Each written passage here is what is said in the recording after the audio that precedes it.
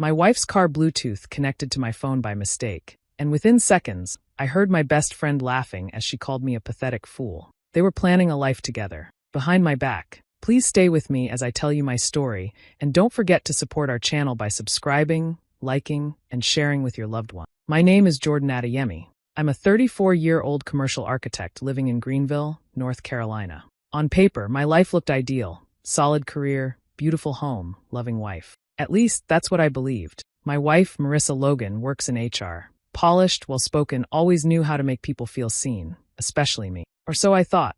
That morning started like any other. I'd just come back from my run, sat down with my smoothie, and was about to sync up my calendar when my phone suddenly picked up a Bluetooth signal. Marissa had left her car parked in the driveway, and for reasons I still don't understand, it connected to my phone instead of her. At first, I thought it was a misdial. Then I heard the voice.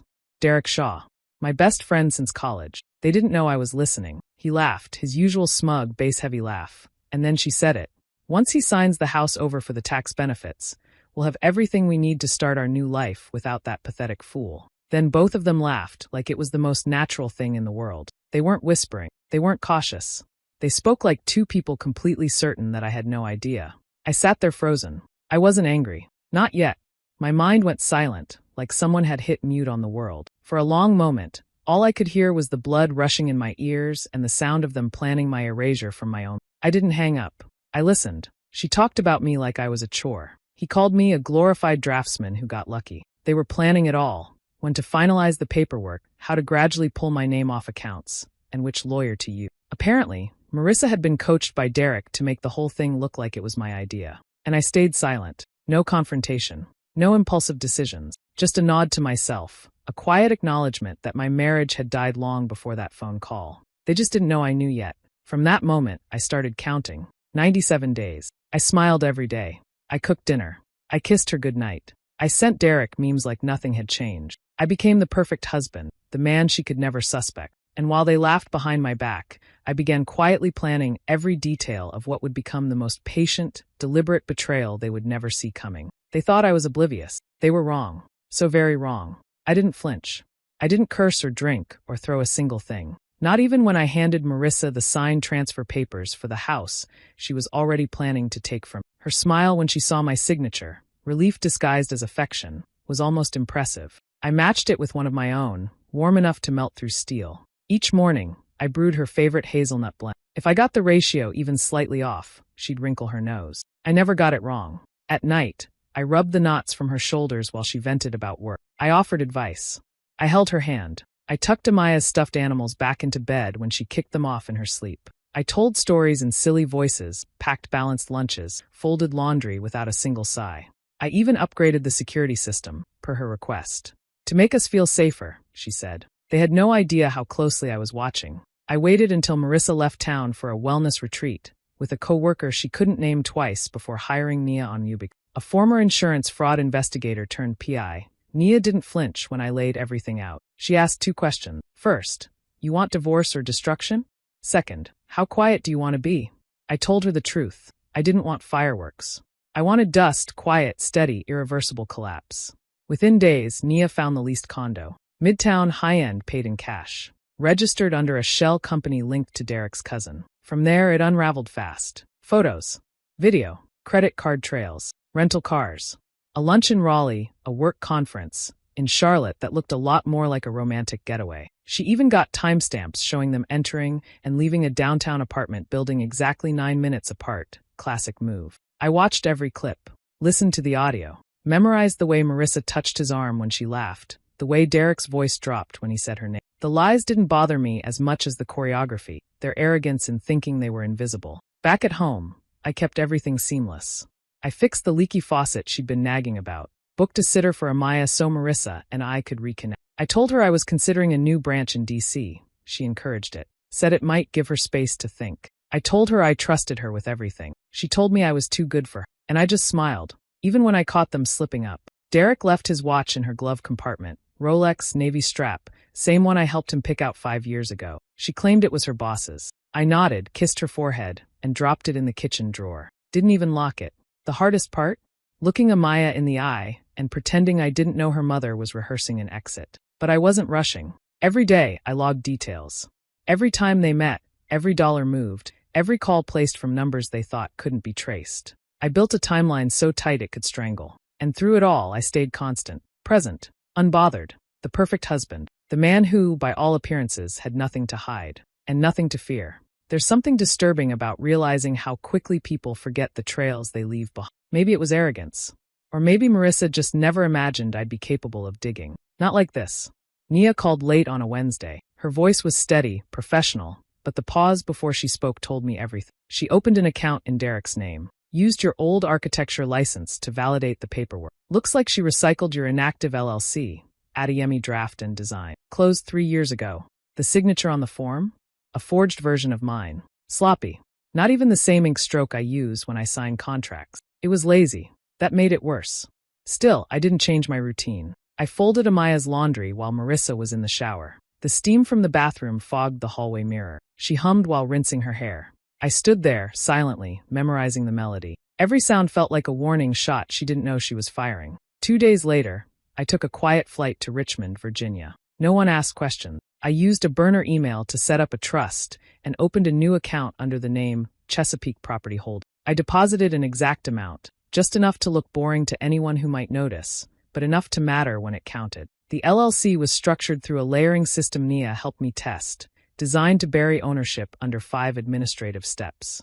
Not even a forensic accountant could link it to me easily. But I wasn't working alone anymore. Clarence Iroha was the type of friend who didn't blink when I asked for help. We hadn't spoken in 5 years, ever since he left Durham for a district attorney's job in Cincinnati, but when he picked up the phone, he said, "You sound like a man sitting on something hot. Talk to me." Within hours, Clarence walked me through what I needed to collect. Timestamps, IP addresses, notarized documents that didn't match registry record. He even helped me obtain copies of the IP logs for the supposed business filing. Nia cross-checked them. One pinged from Derek's co-working space in Atlanta. The same day Marissa claimed she was at a leadership retreat. I forwarded it all to Clarence through a secure drive labeled wedding photos. He didn't laugh, but I heard the smirk in his voice. Meanwhile, Marissa booked flights. Jamaica, a beachfront villa. I saw the receipt in her inbox, carelessly forwarded from Derek. The subject line read, "Our Paradise." She left it open on her laptop. Didn't even password lock the screen. I suppose trust makes people sloppy. They'd planned their getaway for the second weekend in June. What they didn't know was that I'd already filed an anonymous complaint with the IRS's fraud unit. Clarence confirmed it triggered a pre-investigative inquiry. Just enough for now. Just enough to make their financial footprints light up under a blacklight. Phase 1 was in motion. I didn't cancel the trip. I didn't hack her email. I didn't even remove my name from her emergency contact. I just waited. Rebuilt. Quietly. Because by the time they returned from their romantic escape, they'd be walking back into a house no longer under her name, with accounts that didn't respond to her password and friends who suddenly stopped answering her calls. And I'd still be smiling. She still thought I was the same man who forgot our anniversary 3 years ago. The man who couldn't keep his inbox organized or remember to pay the car registration on time. That was the version of me she kept underestimating. And I let her. I sent a bouquet of lilies to her office every 3rd Friday. She didn't realize I kept track of her cycle, timed the gesture for maximum emotional impact. Her co-workers swooned over my thoughtfulness. Marissa texted me heart emojis from the break room, followed by a selfie with the flowers. I forwarded it to my content manager in DC, who scheduled the post under our shared Instagram, #marriedandgrateful. Her friends loved it.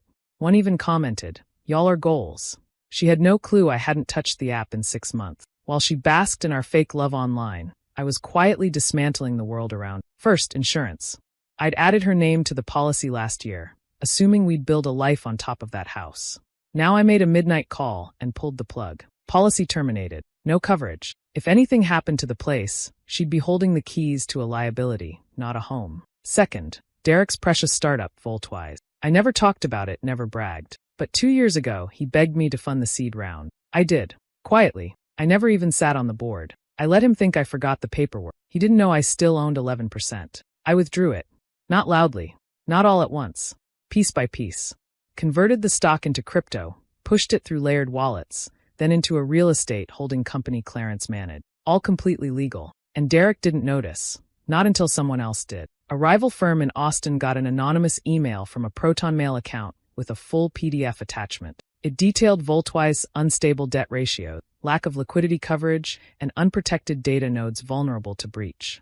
The firm's CEO, Derek's former mentor, recognized the numbers immediately. By the end of the week, Derek lost 2 major angel investors. One cited unexpected concerns about internal risk exposure. The other simply ghosted. He ranted to Marissa one night after dinner. I overheard him on speakerphone as I rinsed dishes in the kitchen. She told him to calm down. I dropped the plate into the sink with a satisfying clink and kept scrubbing. She never looked up.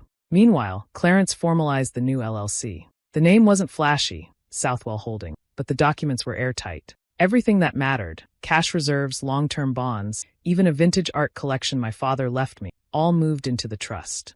Marissa's name didn't appear once, not as a co-signer, not as a beneficiary. It was the sort of maneuver that takes months to unwind. If she ever noticed, she didn't. She was busy texting Derek about weekend plans and looking up couples' massage packages in Montego Bay. I ordered wine for dinner and let her choose the movie. She picked a romantic comedy. We laughed at all the right parts. She rested her head on my shoulder, whispering how lucky she felt. I kissed her hair and thought, you have no idea how fast your luck's running out. Marissa planned the housewarming party like she was curating a museum exhibit. White roses, custom cocktails, a catered fusion menu that somehow managed to include both Nigerian jollof and shrimp ceviche. She wanted the kind of night people posted about, the kind that made others scroll and feel like they were missing something special. She called it a celebration of us. What she meant was a celebration of what she thought she'd stolen without me noticing. I ironed my shirt, straightened Amaya's bow tie, and posed for the pre-party photos like any proud husband. The patio lights twinkled just right as the photographer captured us candidly, laughing by the pool. She held my hand tighter than usual. Maybe guilt. Maybe nerves. Maybe she just liked the way the cameras made us look more permanent. The guests trickled in, co-workers, neighbors, 2 of her college friends she barely spoke to any. But I was only watching for 3 men. I'd researched their faces weeks before. 2 were early-stage investors in Derek's startup. The third? A former operations manager turned silent capital partner who'd once taken a hit for insider trading and now kept a low profile. I handed each of them a drink personally. Derek arrived late, as if the delay gave him power. He wore a navy blazer over a t-shirt like he thought he was Steve Jobs with better skin. He slapped my back like we were Old War buddies. Man, this place is fire. You did good. I poured him a double. Didn't speak. Just smiled. They talked a lot that night, Marissa and Derek. Not to each other, not directly. They hovered in the same rooms, near the same circles, always careful. But when Marissa toasted the beginning of many more milestones, she looked right at him for half a second too long. I didn't drink much. Just enough to keep the illusion alive. I walked from group to group like the good host I was pretending to be. Meanwhile, my eyes stayed on one man, Gideon Ford, the third investor. The one who hadn't spoken publicly in 6 years. His watch was more expensive than his car. His smile, thinner than the rim of the glass he held. Just before dessert, I slipped him a small black flash drive inside a folded linen napkin. No theatrics, no whispers. Just a firm handshake, eye contact, and the words, "For your eyes only." I didn't wait to see his reaction. Later, when the DJ started playing Afrobeats and the guests got louder, I stood at the edge of the lawn, pretending to enjoy the breeze. Behind me, I heard Gideon ask Derek for a word. Quietly, away from the others. I didn't turn around. Inside, Marissa was showing off the walk-in pantry like it was a diamond vault. Amaya was curled up in a corner with her tablet, headphones on, oblivious to the adult theater unfolding in shadows and subtext. By the time the party ended, Derek looked pale. Not sick, not drunk, just unsettled. Like something small and sharp had lodged itself beneath his ribcage, and he hadn't figured out how to breathe around it. Marissa hugged him a little too long at the door. He barely squeezed back. I kissed her cheek and whispered, "Great party, babe." She smiled like she won something. I smiled like I let her think so.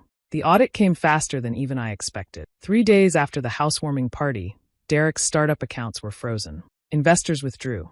Payroll stalled. Someone, maybe Gideon, maybe someone higher, had forwarded the contents of the flash drive to a regulatory body. A review turned into a deep dive. That deep dive turned into a compliance nightmare. The morning it happened, Marissa barely touched her coffee. She paced the kitchen, phone pressed to her ear, eyes darting toward me every few seconds. I flipped pancakes for Amaya and asked if anyone wanted blueberries. Marissa waved me off, distracted. Amaya giggled, unaware that the adults in the room were walking through fire. By the time I dropped Amaya at school, Marissa had already texted me twice. "Do you remember if we ever used your old LLC for anything in 2021?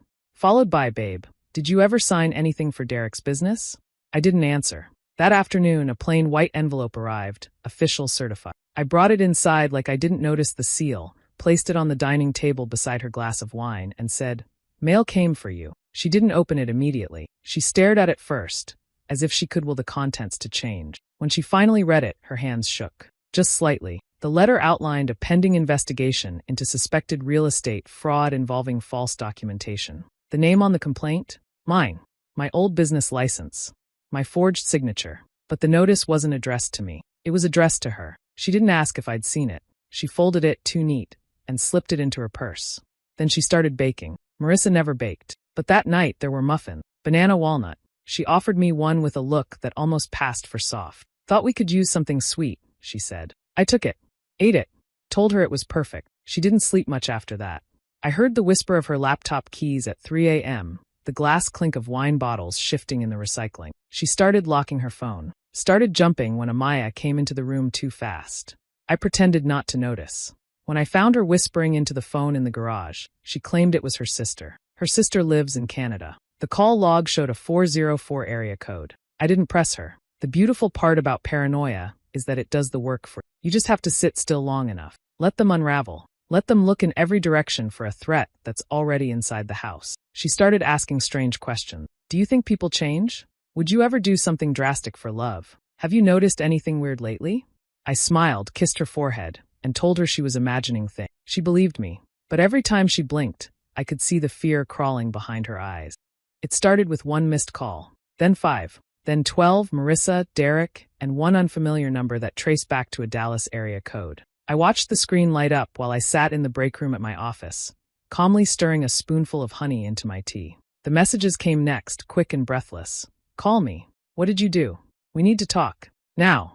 I didn't respond. My calendar was booked. No sudden changes. At noon, I reviewed a site plan for a new residential complex. At 2, I signed off on permits. At 3:30, I stepped into the hallway and saw her. Marissa, standing outside my office door like she'd forgotten how she got there. Her blouse was rumpled, hair flat, eyes rimmed with the kind of red that mascara can't hide. Her breathing was shallow, hands trembling just enough to make the silver bracelets on her wrist jingle with each twitch. She didn't ask permission to come in, just walked past my assistant and stood in the center of the room like a ghost demanding answers. I didn't get up right away. Let the silence stretch.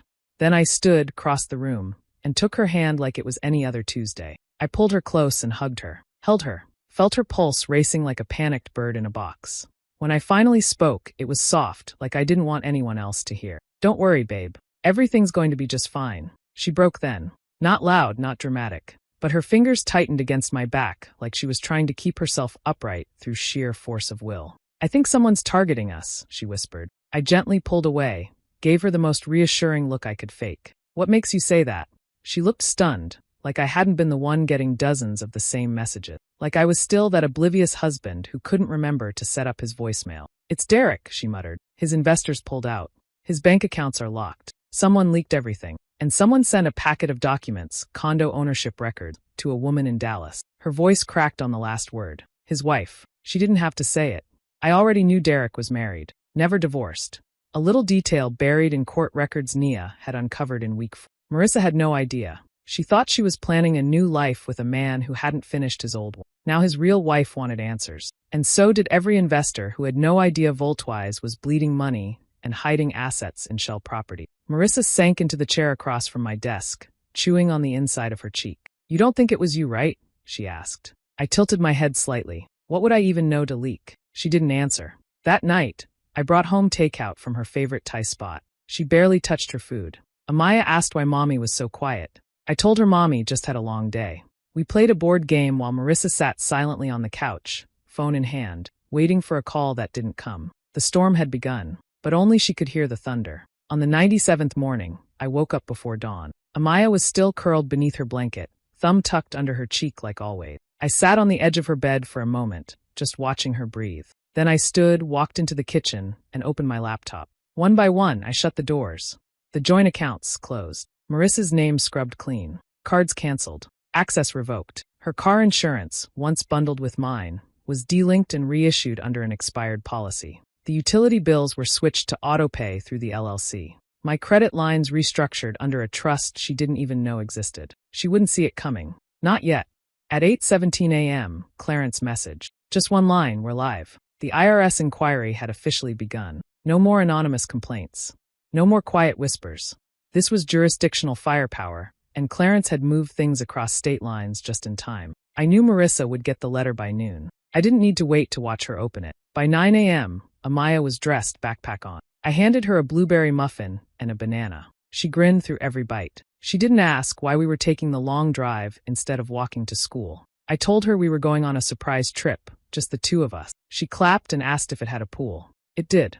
The house in Chesapeake was ready. Tucked away, quiet, nothing showy. Paid in full, registered under Southwell Holding. No one could trace it to me directly. Clarence made sure of that.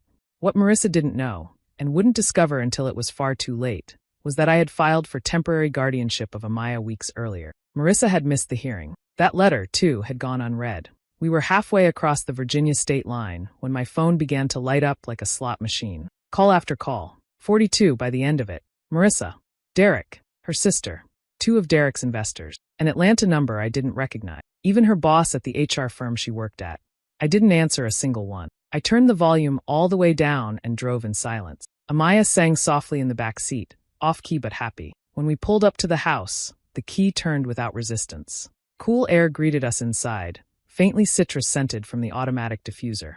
I showed Amaya her new room, already set up with her books, her dolls, her nightlight. She gasped. Outside, my phone buzzed again. I powered it off this time. In another city, Marissa was unraveling. Derek was likely panicking. Investors were pulling away. And the world they'd carefully constructed on lies and ambition was collapsing around them. But I wasn't there to see it. I was in Chesapeake, standing on my own floor, with my daughter laughing down the hallway. Exactly where I was meant to be. I didn't answer a single call. The voicemail inbox overflowed within hours. Marissa sobbing, Derek shouting, her sister begging for context, her boss stumbling through a confused message about legal papers arriving at the office. Each message was a variation of panic, confusion, desperation. I played none of them. Instead, I opened the voice recorder on my phone and pressed record. I kept my tone even, almost casual. There was no need to yell. No rage left. Just clarity. I gave you everything, I said. And you called me pathetic. You thought I didn't know. But I knew. Every single day. Every lie. Every smile. Every whisper you thought I wouldn't hear. I let it play out because I wanted to see how far you'd go. Turns out, you'd go all the way. Now I'm gone. And so is everything you thought you owned. I paused, not for effect, but because there was nothing more to say. Then I hit send. The audio was attached to an email, scheduled, not immediate. I didn't want them to hear it right away. I wanted them to stew for another few hours. Let silence gnaw at them like rust under fresh paint. Then I blocked them both. Phone, email, socials, gone. That evening, I grilled fish on the back patio while Amaya built a tower of sticks and stones in the yard. The sun was low, casting long shadows. The air smelled clean. She came up beside me, holding her stuffed elephant under one arm. Mom called, she said quietly. I didn't answer. Is that okay? I turned to her and smiled, brushing a curl off her forehead. That's perfect. She grinned, nodded, and went back to her project. There's something sacred about stillness. It's not just quiet. It's absence. The kind of absence that comes after war. The kind that doesn't need to explain itself. I wasn't angry anymore. Just done. They had both tried to take something from me. My home, my daughter, my dignity. But they failed to realize I was never fighting to keep them. I was fighting to walk away with my head high and my hands clean. The cost was everything I'd built with them. The reward was everything I could now build without them. And as I watched Amaya chase fireflies under a darkening sky, I realized I didn't need revenge to feel whole. All I needed was distance. And silence. That was victory enough. Months passed. The noise faded. So did the names. Derek disappeared from tech spaces after a quiet indictment landed him under house arrest. No press release. Just gone. Marissa filed for bankruptcy, her accounts frozen, her assets contested, her job lost. She reached out once, through a third party. I declined. I didn't throw a party.